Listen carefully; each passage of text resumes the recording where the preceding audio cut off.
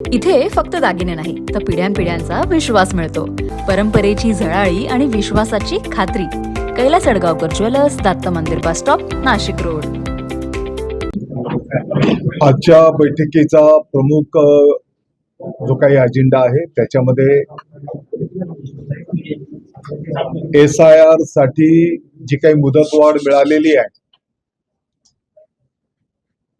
आणि प्रत्येक वॉर्डमध्ये, प्रत्येक गावामध्ये BLOच्या सोबत BLNची जी काही जबाबदारी आहे ती प्रभावीपणे त्याचा अंमलबजावणी झाली पाहिजे. पात्र मतदार राजांची नावं आपल्या मतदार यादीत समाविष्ट कसे होतील त्या दृष्टिकोनातनं पाठीमागच्याच काळामध्ये माननीय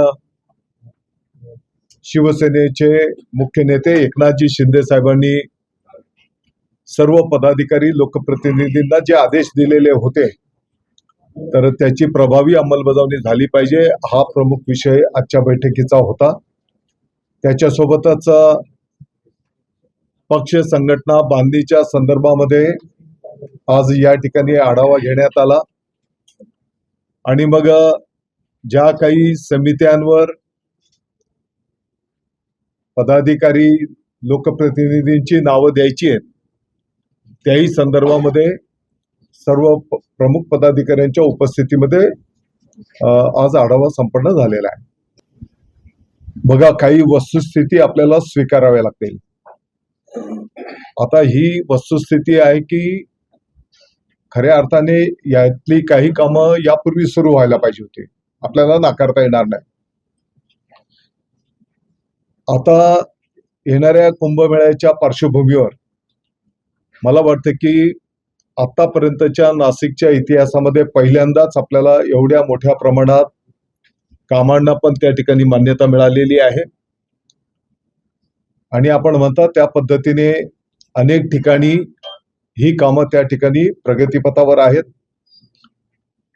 अगदी परवाला पण माननीय मुख्यमंत्री महोदयांनी या संदर्भातला आढावा घेतला तर त्या आढावा बैठकीमध्ये पण मी हे निदर्शनास आणून दिलं की बाबा सर्व डिपार्टमेंट्सनी एकमेकांशी समन्वय साधला पाहिजे. आता उदाहरणार्थ एखाद्या रस्त्याचं जर काम सुरू करायचं आहे तर त्याला संबंधित इतरही जे डिपार्टमेंट्स आहेत, मग गॅसच्या पाईपलाईन टाकल्या जात आहेत, काही ठिकाणी केबलचा विषय, काही ठिकाणी पाणी पुरवठ्याचा विषय आहे. मग पोलीस प्रशासनालाही जर आपण सोबत घेतलं मग त्या ठिकाणी त्या कामाच्या कालावधी करता आपण त्याला बायपास रस्त्यांची कशी उपलब्धता करून देऊ शकतो, काही रस्ते काही कालावधी करता वन वे कसे करू शकतो. आणि म्हणून काही ठिकाणी आता एकाने पाईपलाईन करता रस्ता खोदला तर किमान त्याने तो तातडीने त्याला बुजवणं, त्याची सगळी डागडुजी करून व्यवस्था करणं ही त्याची पण जबाबदारी आहे.